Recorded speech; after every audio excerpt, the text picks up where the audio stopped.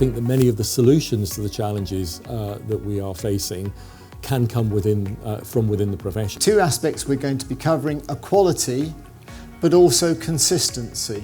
We don't work post-training in a consistent clinical environment. So the consistency is very much okay if your training is of a certain quality. But what happens if you're allocated to a unit for 3 years and the consistency of your training is appalling?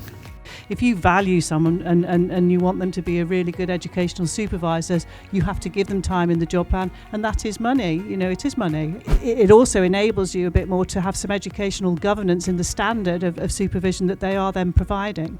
We talked about actually how do we make sure that there is an enforcement of allowing time, space, a positive culture, and really properly valuing, and a lot of that does come down to money, as we've already covered. I think that's very valuable. My experience has been that you can give people the money for all this, but unless you can actually free up the time in their job plan, they can't use that money. So then we talked about workplace culture and how it's the leaders, both educational leaders and clinical supervisors and educators, that set that workplace culture, and that's what we can influence, because the resident doctors feel that that really has an impact on their individual support. There's a notion that people want to always be an essential belled hospital, and from a couple of kind of roundtable discussions with NES actually and resident doctors, that's not necessarily the case, because there's a realisation that there's some very high quality training in peripheral units.